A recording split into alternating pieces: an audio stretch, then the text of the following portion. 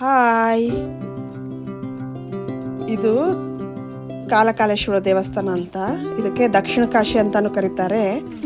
ಇದು ಎಲ್ಲಿದೆಪ್ಪ ಅಂದ್ರೆ ಗಜೇಂದ್ರಗಢದಿಂದ 1-2 ಕಿಲೋಮೀಟರ್ ದೂರ ಆಗುತ್ತೆ ಅಷ್ಟೇ.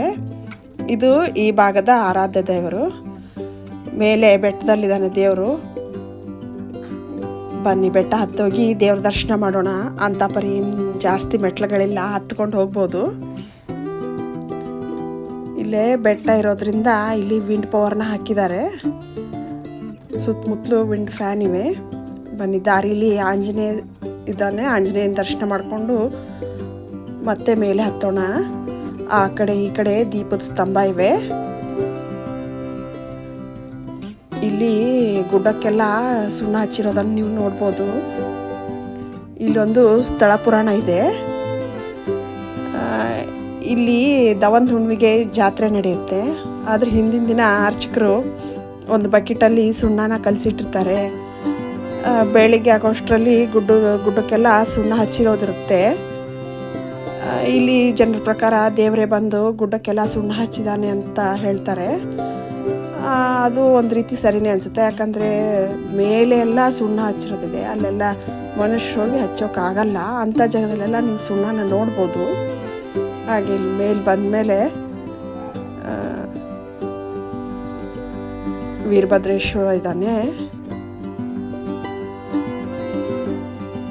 ಈಶ್ವರನ ಜಡೆಯಿಂದ ಉದ್ಭವಿಸಿದ ವೀರಭದ್ರೇಶ್ವರ. ದೀಪಸ್ತಂಭ. ವೀರಭದ್ರೇಶ್ವರನ ದರ್ಶನ ಮಾಡಿಕೊಂಡು ಮತ್ತೆ ಮುಂದ್ಗಡೆ ಹೋದರೆ ಕಾಲಕಾಲೇಶ್ವರನ ದರ್ಶನ ಮಾಡ್ಬೋದು. ಹಾಗೆ ಇದು ಗುಡ್ಡದ ಮೇಲಿರೋದ್ರಿಂದ ವ್ಯೂ ಚೆನ್ನಾಗೇ ಕಾಣುತ್ತೆ. ನೀವು ಈ ಕಡೆ ಯಾವಾಗಲಾದರೂ ಬಂದಾಗ ದೇವ್ರ ದರ್ಶನನ ಮಾಡ್ಕೊಳ್ಳಿ. ತುಂಬ ಚೆನ್ನಾಗಿದೆ ಜಾಗ. ವೀರಭದ್ರೇಶ್ವರ.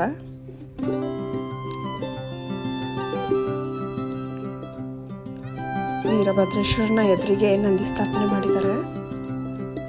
ಇಲ್ಲಿ ಪ್ರತಿ ಅಮಾವಾಸ್ಯೆಗೆ ತುಂಬ ಜನ ಇರ್ತಾರೆ.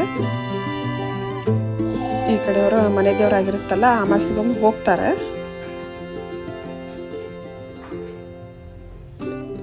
ಬನ್ನಿ, ಕಾಲಕಾಲೇಶ್ವರನ ದರ್ಶನ ಮಾಡೋಣ.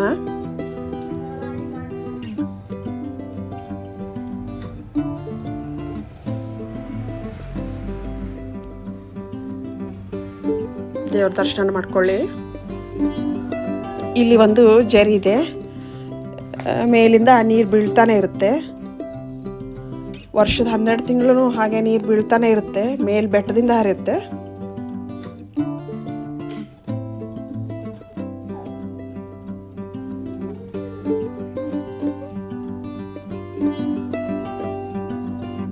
ನೋಡಿ, ಇಲ್ಲಿ ನೀರು ಬೀಳ್ತಾ ಇರೋದನ್ನ ನಾವು ನೋಡ್ಬೋದು.